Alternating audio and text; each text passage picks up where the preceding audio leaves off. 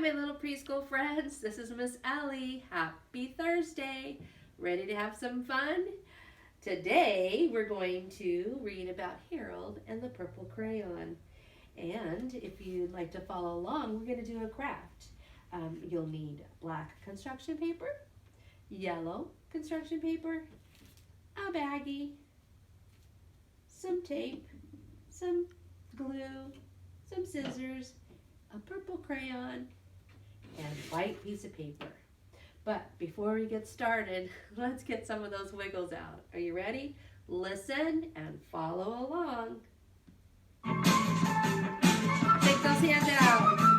Take those elbows, shoulders, your body, shake your legs. Ready? Let's do this. Get ready to clap your hands. Clap your hands, everyone together. Clap your hands as the music goes around. Clap your hands, getting it together. Clap your hands. Stand up. Sit down. Now Step your feet. Step your feet, everyone together. Step your feet as the music goes around. Step your feet, getting it together. Step your feet. Stand up. Sit down.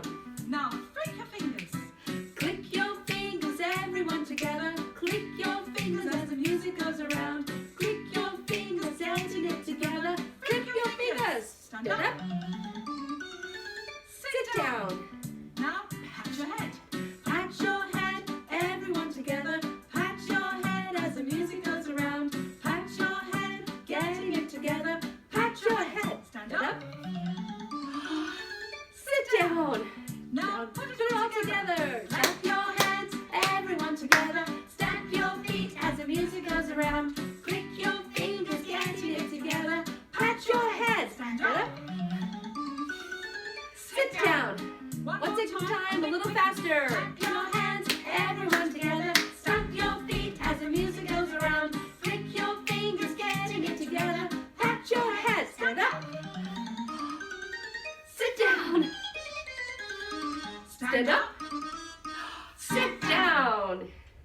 Yay! All right, everybody, one more time. Let's get up. Let's hands in the air. Ready? Hands go up. Hands go down. I can turn myself around. I can stand on one shoe. I can listen, and so can you. I can sit down. I'll show you how.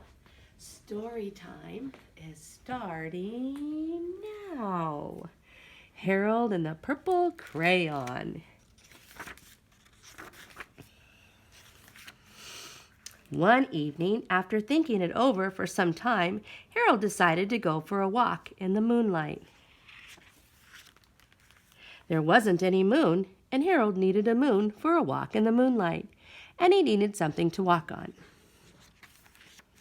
He made a long, straight path so he wouldn't get lost, and he set off on his walk, taking his big purple crayon with him. But he didn't seem to be getting anywhere on the long, straight path, so he went off the path for a shortcut across a field, and the moon went with him. The shortcut led right to where Harold thought a forest ought to be. He didn't want to get lost in the woods, so he made a very small forest with just one tree in it. It turned out to be an apple tree, and the apples would be very tasty, Harold thought, when they got red.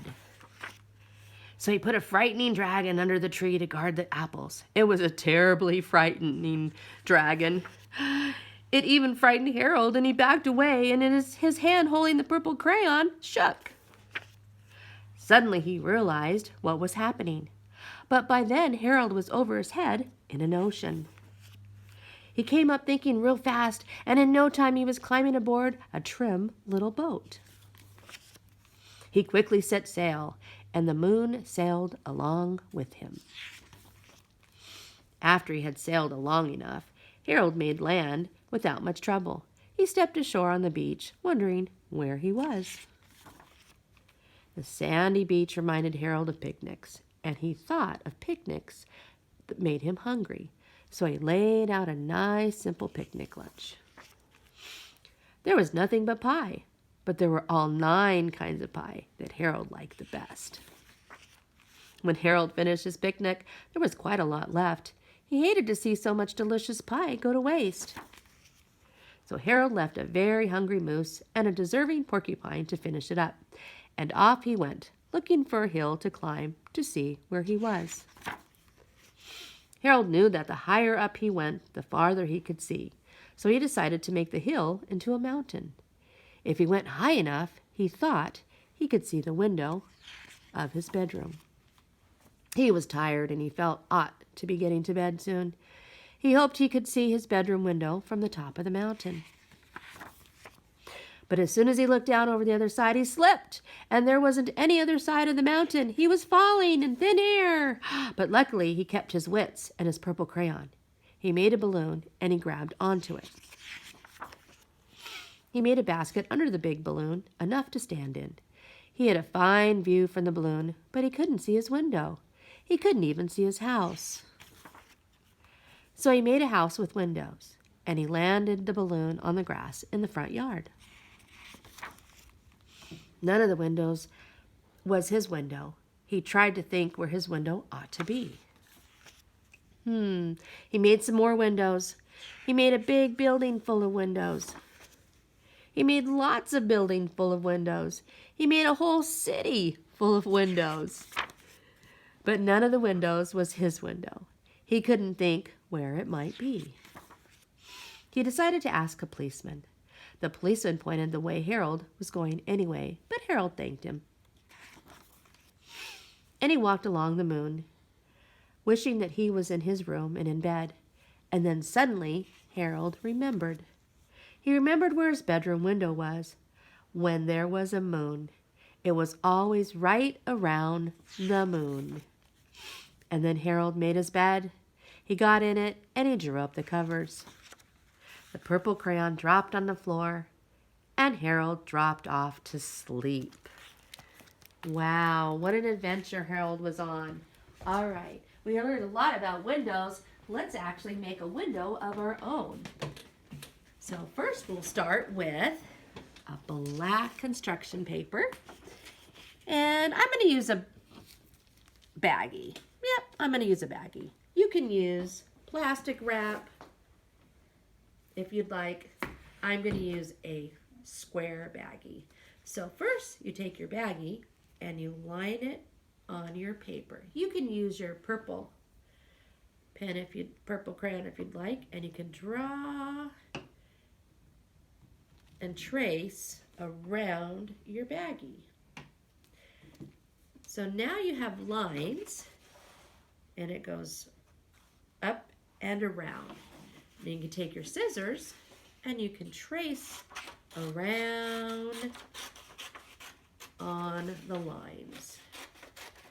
And so now you have a square. Uh-oh, I can't see through it though. So take it and fold it in half. We're going to cut a hole in the middle and make a frame for our window. So let's cut a hole. We're just going to cut around, but we're not going to cut through, and you can have an adult grown-up help you. All right. So you cut the middle out of your window, and now you have a window frame. I can see you. Okay, now place it down, and you can use tape or glue. I'm going to use glue, and you can put glue around your frame. Yeah, just enough, not a lot, just enough.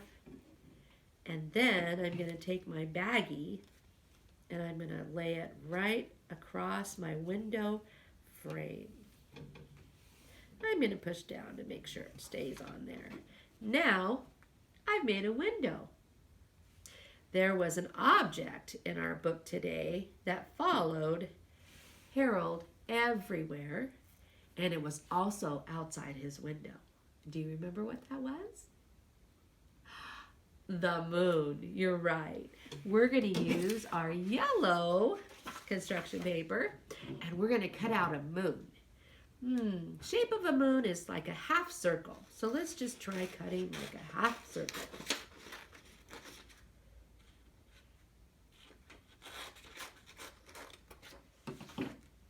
of a crescent. There you go. And I'm going to use my glue again. And I'm going to put my glue on my window. And I'm going to put my moon in the middle of my window.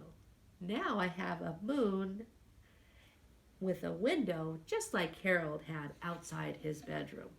That's how he knew he was home. I also cut out earlier some little stars. You can make a starry night. You can add stars.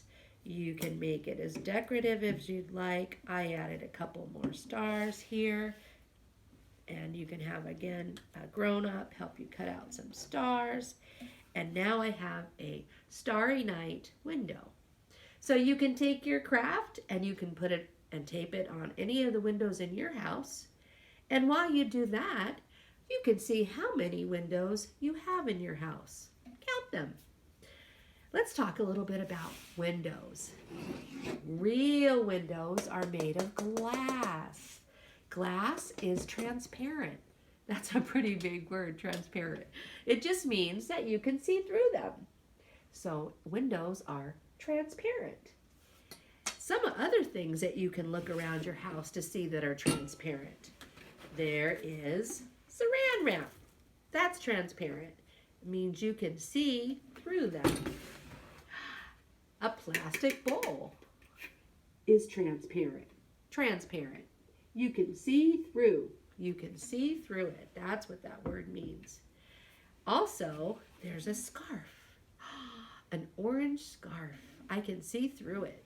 In fact, everything is orange through my orange scarf. Also, maybe there's some things you can find around your house that's almost transparent. Almost, which means you can almost see through them. I found a pillowcase. A pillowcase is almost transparent, which means I can almost see through them. Also, a red cup is almost transparent. I can almost see through them. So now we heard and learned a little bit about windows. So go grab your purple crayon and your white piece of paper and create your own magical adventure, just like Carol did. That's it. I sure hope you had fun today.